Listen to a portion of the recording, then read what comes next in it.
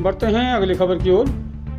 आज काशीपुर के लोक निर्माण विभाग के गेस्ट हाउस में सहारनपुर से आए इस्लामिक स्कॉलर कारी अबरार जमाल ने प्रेस वार्ता की, जिसमें वह वक्फ बिल पर खुलकर बोले और पत्रकारों के सवालों का बड़ी बेबाकी से जवाब दिया।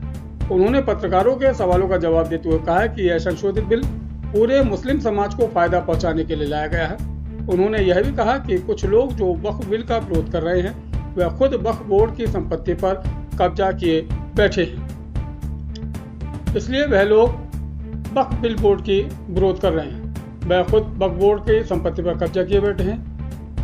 वह वक्फ बिल का विरोध नहीं कर रहे बल्कि सीधे सीधे मुस्लिम समाज की तरक्की का विरोध भी कर रहे हैं। उन्होंने कहा, मोदी सरकार ने मुस्लिम समाज की तरक्की के लिए वक्फ बोर्ड में जो संशोधन किए हैं वह बोर्ड माफियाओं को पसंद नहीं आ रहे हैं, क्योंकि बोर्ड माफिया और भ्रष्टाचारी नेताओं से अब वक्फ बोर्ड आज़ाद हो गया है। उन्होंने कहा, अल्लाह ने मुस्लिम समाज की तरक्की के लिए और भलाई के लिए मोदी सरकार को चुना है और मोदी सरकार से काम लिया है। अल्लाह अपने बंदों की भलाई के लिए किसी से भी काम ले सकता है, इसलिए मुस्लिम सरकार पर भरोसा रखें और किसी के बहकावे में ना आए। विरोध कर रहे मुस्लिम समाज के लोगों पर के सवाल पर उन्होंने कहा कि अगर यह लोग मुस्लिम समाज के हितैषी होते तो आज वक्फ बोर्ड जिस पर इतनी अकूत संपत्ति है उसका यह हाल न होता। उन्होंने कहा कि आज तक वक्फ बोर्ड ने मुस्लिम समाज की तरक्की के लिए कोई ऐसा कार्य नहीं किया है जिससे उसके समर्थन में खड़ा हुआ जा सके। उन्होंने कहा कि वक्फ बोर्ड ने आज तक न तो किसी मुस्लिम गरीब बेटी की शादी, न किसी बेवा को मकान, न रोजगार। उन्होंने बस केवल अपने और अपने परिवार की तरक्की के लिए वक्फ बोर्ड की संपत्ति को इस्तेमाल किया, उस पर कब्जा किए बैठे। आज उन्हें इस बिल से इसलिए दिक्कत और दर्द हो रहा है कि सरकार अब वक्फ बोर्ड की उन संपत्तियों को उनके कब्जे से आजाद कराएगी और मुस्लिम समाज के जो दबे कुचले पिछड़े वर्ग के करोड़ों लोगों हैं जिन पर वह लोग आज तक बस चाहत करते चले आ रहे थे, उनकी बाशत खत्म हो जाएगी और उनकी आमदनी का जरिया भी खत्म हो जाएगा। वह केवल मुस्लिम समाज के लोगों को गुमराह कर रहे हैं। इस बिल में कहीं पर भी यह नहीं लिखा है कि आपसे कोई दरगाह छीन ली जाएगी, आपकी कोई मस्जिद छीन ली जाएगी, लेकिन उन्होंने ये भी कहा जो गलत है वो गलत है, लेकिन जो सही है हमें उसका भी साथ देना चाहिए। मुस्लिम समाज को समझना चाहिए कि वक्फ बिल में जो संशोधन हुए हैं उसका फायदा केवल मुस्लिम समाज को ही होगा। वक्फ बोर्ड केवल मुस्लिम समाज के लिए कार्य करेगा, इसमें अन्य समाज के लोगों के हित की कोई बात नहीं है। इसलिए अपने हित लाभ के लिए, अपनी भलाई के लिए हमें सरकार के इस ऐतिहासिक फैसले का समर्थन करना चाहिए और सरकार का साथ देना चाहिए। ऐसे भ्रष्टाचारी गुमराह करने वाले नेताओं का बहिष्कार करना चाहिए। उन्होंने यह भी कहा कि मुसलमान को यह समझना होगा कि बिना तालीम के किसी भी समाज, खासकर उनका मुस्तकबिल उज्जवल नहीं हो सकता। इसलिए मुस्लिम समाज के लोगों को चाहिए कि वे अपने बच्चों को जरूर पढ़ाएं, जरूर तालीम दिलवाएं और हमारा सही क्या है, गलत क्या है, इसको अपने नजरिए से देखें, न कि किसी दूसरे के दृष्टिकोण से। उन्होंने कहा, वास्तव में आज वक्फ बोर्ड 70 सालों के बाद आज़ादी की सांस ले रहा है। उन्होंने वक्फ बोर्ड में हुए संशोधन के लिए सरकार का धन्यवाद किया।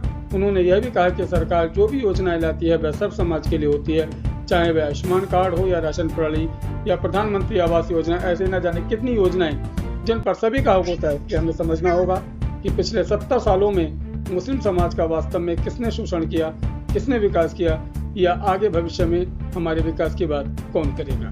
बिस्मिल्लाहिर्रहमानिर्रहीम। देखिए, पूरे हिंदुस्तान में सबसे ज्यादा घोटाला अगर किसी महकमे के साथ हुआ है तो वक्फ बोर्ड के साथ। इन घोटालों की एप्लीकेशनें, चिट्ठियां जब सरकार तक पहुंची तो सरकार ने ये निर्णय लिया कि क्यों ना अब वक्फ बोर्ड के अंदर बदलाव किया जाए, क्यों ना अब मुस्लिम समाज की तरक्की की बात की जाए।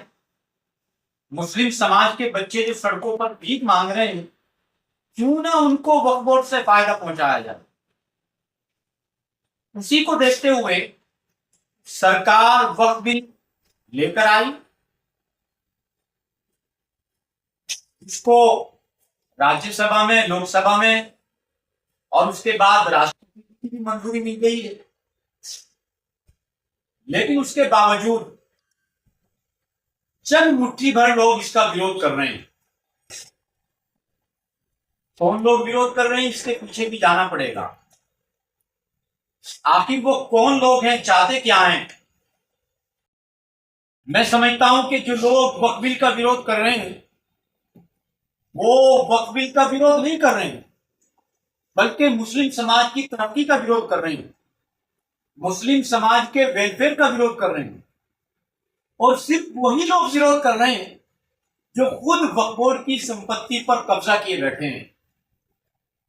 आप चले जाइए हैदराबाद में मदीना मार्केट के अंदर, वहां की पूरी मार्केट पर असदुद्दीन ओवैसी के लोगों का कब्जा। आप चले जाइए सहारनपुर की जामा मस्जिद के पास, वहां की तमाम दुकानों पर समाजवादी पार्टी के लोगों का कब्जा। आप चले जाइए देवबंद में, वहां कांग्रेस पार्टी के सांसद, उनके करीबी लोगों का कब्जा। आखिर लोग ये चाहते क्या हैं?